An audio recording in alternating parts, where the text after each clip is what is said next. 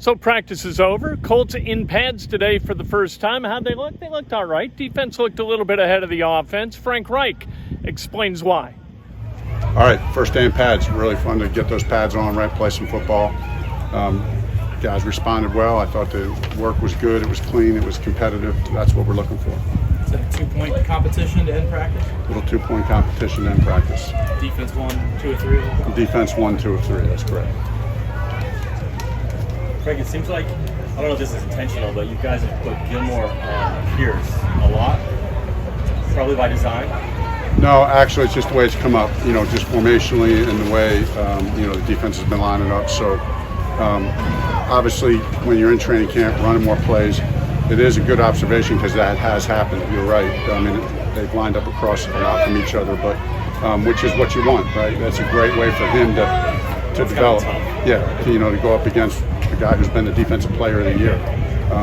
Went up against that corner that he had as a teammate in college all those years. Now he goes up against one of the best NFL players, so that's really good for Alec. Frank, you got some kicking in for the first time today, I guess. What are you looking for? We're just looking for consistency, production. We got two really good guys. Like we said, Rod's been our guy. We're really happy with the way Rod's continued to develop. Jake looks good. So we'll just continue to kind of compete through training camp. Will you change anything with the kicking battle based off last year? I know both of them kicked really well last year. Yeah, no, I'm not going to make, like a couple of years ago, we made like a huge deal about it. We did a bunch of different extracurricular stuff. Just kind of going to let it go the normal course. We'll have all the way we would normally do it every training camp. It'll work itself out. It's been a few practices now with Mike Mitchell as the safeties coach. What is his style so far to you, and is it what you thought it'd be when you had him as a player? Yeah, Mike is outstanding. He brings an intensity, he brings a perspective and a knowledge of having played it, and he just has a great way of connecting with the players. Just talking with Mike, I've talked with Mike a lot one-on-one here over the last couple of months. He's really cut out for this profession. He's really cut out for this profession. I'm really excited about him being on the staff and what he's contributing so early. He's able to give those guys a lot of stuff, of what he sees, how he prepared. So it's what we were hoping for. After a week in training camp, moving it back to prevent that slow start you guys had last year, how have you seen the team adjust? Is it working? Yeah, no, everything seems to, we really tried to plan everything out as far as the intensity, length, duration, all that stuff. Really look closely at all of it. Trying to stick with the plan, stay on track, and the guys are doing a good job. Frank, overall, have you seen anything with Matt that has particularly clicked really well in this first week? Really just everything. He's just the way he's kind of come in and led the team and the offense. It's a lot to assimilate. I think he's really taken ownership of the offense at a high level, having command of it, knowing what we want to do. But even more than that, just connecting with the guys one-on-one. These receivers, spending a lot of time with the receivers, tight ends, running backs, just to make sure we're all on the same page. I think it's been very good. Frank, in general, did it feel like the defense kind of won the day overall? I thought the defense had a good day. That usually is the case the first day in pads. I would say that's over the years, but I thought the defense did good. I thought we had a lot of red zone today, and that's the other thing that typically happens when you get in training camp. We're just installing plays on offense, and typically in red zone, you're very specific about how you game plan teams, and we're not really game planning our defense. So they had some things covered up. That defense executed well down the red zone today. Frank, the way this team is built with defense in the run game, when you drop a Matt Ryan into it, how do you see that blend of what he can do with what you've got? Yeah, I think it's the perfect blend. He's shown this in his career.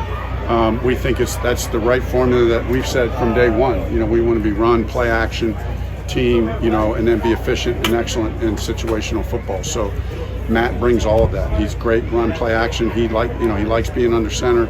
So we'll mix under center and in gun. He's been good his whole career in situational football. And then on top of that, he's got that clutch gene, that in the fourth quarter he's come through in the clutch many times. So I really think that the team is put together and gelling in the right direction. Coach, can I ask you a bit about Marcus Brady? And he fast-tracked from assistant quarterback coach to OC in 4 years. What did you see in him that allowed that to happen? I mean, he's earned every step of the way. I mean, super smart. He's got a great work ethic, got a great way about him. You know, very collaborative guy, but has strong vision for what he's looking for and what he wants. He and I see things a lot. I mean, you know, we came in here and Marcus was new to the offense, but how fast he assimilated it. And really, I think in many ways he's helping take it to next levels in other ways. You know, we're still a work in progress, but Marcus is doing a great job of leading the offensive staff and the offensive unit. What's the future for him as a coach? I mean, you know, the league is looking for more minority head coaches. Yeah. There's only 4 offensive African American coaches in the league right now that are offensive coordinators, I should say. Do you see him in the next couple of years getting those opportunities? Absolutely, in every way. I mean, he's a brilliant you know, there's a lot of, they're looking for it. Also, the trend for offensive coaches, brilliant minds, smart football, understand it all. You know, he played professionally, you know, up in Canada, was a very successful player. He knows how to connect with players. He knows offensive football at every position. He knows the run game. I mean, the sky's the limit for Marcus, right? You know, and then it's just right then stepping from being an offensive coordinator, that leadership position, and then taking that next big step to being a head coach, I think is in his future. Frank, why wasn't Dennis Kelly out there? You know, Dennis has a knee, you know, that we're evaluating, and so that's going to have him out for a little bit. That's Frank Reich, and I got to tell you, it's kind of a different Frank Reich as we look at him this year compared to previous camps. Seems more comfortable, seems happier with what's going on, and that defense is giving the offense a little bit of fits, and that's a good thing. We want the defense to be good, don't we? We want the offense to be good too, but that the defense is ahead of the offense, nothing wrong with that.